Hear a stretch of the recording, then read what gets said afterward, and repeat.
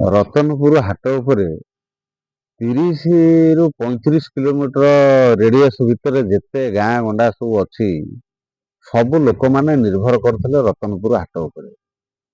କାଳକ୍ରମେ ହାଟ ବଢି ବଢି ଚାଲିଲା। 2010 ମସିହାରେ ରାଜନୈତିକ ଆକ୍ରୋଶ ରଖି ରତନପୁର ହାଟଟିକୁ ବନ୍ଦ କରିଦିଆଗଲା। ରତନପୁର ହାଟ ମାଧାନନ୍ଦଙ୍କ ସମ୍ପତ୍ତି, ଯେ ଜଗନ୍ନାଥଙ୍କର ମାମୁଁ ଘର ନିଆଳି ମାଧାନନ୍ଦଙ୍କ ସମ୍ପତ୍ତି ଉପରେ ହାଟ ବସେ।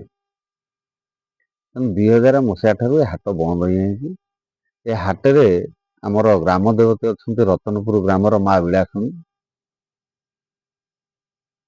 ଏ ଯୋଉ ସଦାଦାସ ବଗିଚା, ମାଧାନନ୍ଦଙ୍କର 909 ବାଟି ସମ୍ପତ୍ତି ମଧ୍ୟରେ ଏ ରତନପୁର ହାଟ ଅନ୍ତର୍ଭୁକ୍ତ।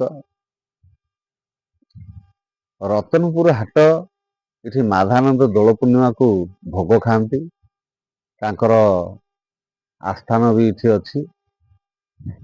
ମନ୍ଦିର ଟ୍ରଷ୍ଟ ବୋର୍ଡକୁ ବାରମ୍ବାର ଜଣେଇବା ସତ୍ତ୍ୱେ ମାଧାନନ୍ଦଙ୍କର ଯୋଉ ଦୋଳ ମଣ୍ଡପ ଭାଙ୍ଗି ଯାଇଛି, ତାପରେ ଲୋକମାନେ ମଦ, ମାଂସ, ଚିକେନ, ଘୁଷୁରୀ, ଗୋରୁ ମାଂସ ବି ବସିକିରି ଖାଉଛନ୍ତି।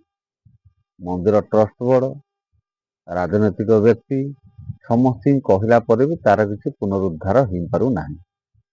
ମୁଁ ଏ ଭିଡ଼ିଓ ମାଧ୍ୟମରେ ଜନସାଧାରଣଙ୍କୁ ସୂଚନା ଦେବାକୁ ଚାହେଁ, ଯୋଉଠି ସବୁ ଆମର ମାଧାନନ୍ଦଙ୍କର ଦୋଳ ମଣ୍ଡପ ଅଛି, ଦୋଳ ମଣ୍ଡପ ଉପରେ ବସି ଏଇ ଆଇଁଷ ବା ମଦ୍ୟ ପାନ କରନ୍ତୁ ନାହିଁ। ମୋର ଏଇଟା ସମସ୍ତ ଦର୍ଶକ ମାନଙ୍କୁ ଅନୁରୋଧ।